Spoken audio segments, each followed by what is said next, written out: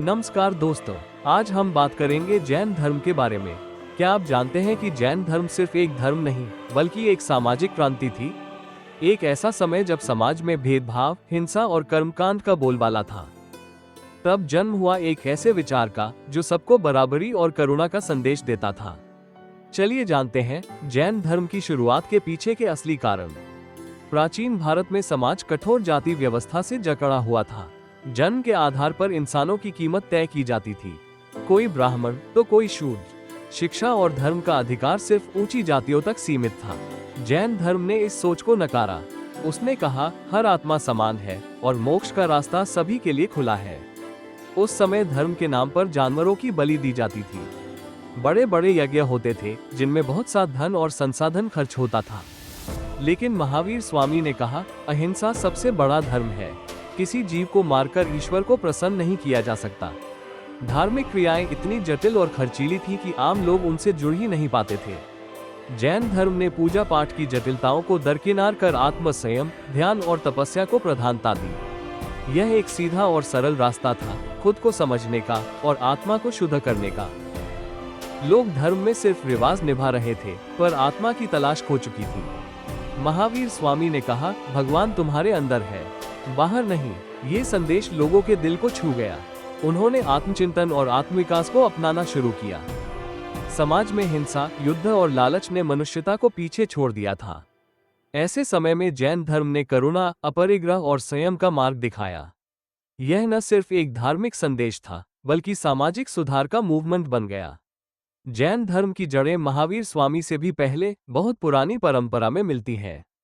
पहले तीर्थंकर ऋषभदेव माने जाते हैं, लेकिन 24वें तीर्थंकर वर्धमान महावीर ने इसे एक संगठित रूप दिया।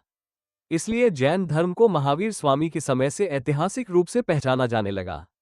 जैन धर्म दुनिया के सबसे पुराने धर्मों में से एक है, जिसकी शुरुआत भारत में लगभग 6ठी शताब्दी ईसा पूर्व में हुई थी। वर्धमान महावीर का जन्म ईसा पूर्व 599 में बिहार के वैशाली, कुंडलपुर में हुआ था। उनके पिता का नाम सिद्धार्थ था, जो एक राजा थे, और माता थी त्रिशला देवी, जिन्हें कुछ परंपराएं लिच्छवी वंश से जोड़ती हैं। उनका बचपन राजसी सुख सुविधाओं में बीता। बचपन में ही उन्होंने असाधारण साहस और संयम का परिचय दिया। एक बार उन्होंने एक खतरनाक सांप से भी बिना डरे सामना किया। इसी कारण उन्हें वर्धमान नाम दिया गया, जिसका अर्थ है जो लगातार आगे बढ़ता है।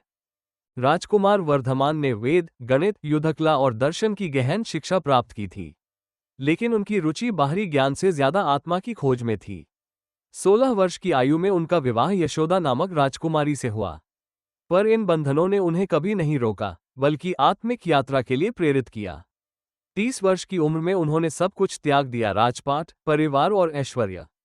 उन्होंने संन्यास लिया और 12 वर्षों तक जंगलों, गांवों, पर्वतों में कठोर तपस्या की। कठिन साधना और आत्मसंयम के बाद उन्हें कैवल्य ज्ञान प्राप्त हुआ, यानी ऐसा ज्ञान जिसमें आत्मा और ब्रह्मांड का संपूर्ण सत्य प्रकट होता है। इसके बाद वे महावीर कहलाए, यानी महान वीर, जिन्होंने खुद पर विजय पाए। महावीर स्वामी ने 72 वर्ष की उम्र में पावापुरी, बिहार में निर्वाण प्राप्त किया। उनकी अंतिम शिक्षा थी, अहिंसा परमो धर्म, अपना कल्याण स्वयं करो, कोई दूसरा तुम्हें मुक्त नहीं कर सकता। जैन धर्म के प्रमुख ग्रंथों को आगम, अगैमस कहा जाता है। ये भगवान महावीर की शिक्षाओं पर आधारित हैं और प्राकृत भाषा में लिखे गए हैं। महावीर ने सिखाया कि कोई भी जीव, चाहे वो कितना भी छोटा क्यों न हो, उसे नुकसान पहुंचाना पाप है। हिंसा सिर्फ हथियारों से नहीं होती, वो हमारे विचारों, शब्दों और इरादों में भी हो सकती है। इसलिए सच्चा जैन वही है जिसकी सोच भी हिंसा से मुक्त हो। सत्य बोलना आसान है, लेकिन हर हाल में सत्य पर टिके रहना, यही असली तप है।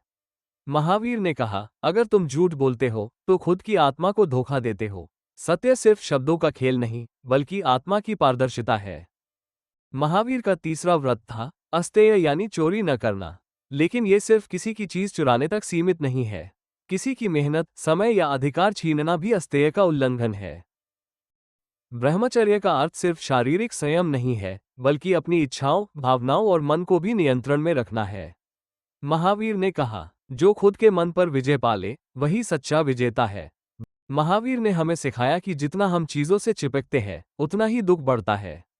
कम में जीना, संतोष में रहना, यही सच्ची शांति है। महावीर स्वामी के ये 5 व्रत सिर्फ साधुओं के लिए नहीं थे, बल्कि हर उस इंसान के लिए है जो एक शांत, सच्चा और मोक्ष की ओर बढ़ता जीवन जीना चाहता है। ये व्रत हमें बाहर की दुनिया से नहीं, हमारे भीतर के शोर से मुक्ति दिलाते हैं। अगर आपको इस वीडियो से कुछ नया सीखने को मिला, तो इसे शेयर कीजिए ताकि ज़्यादा से ज़्यादा लोग सही जानकारी तक पहुंच सकें।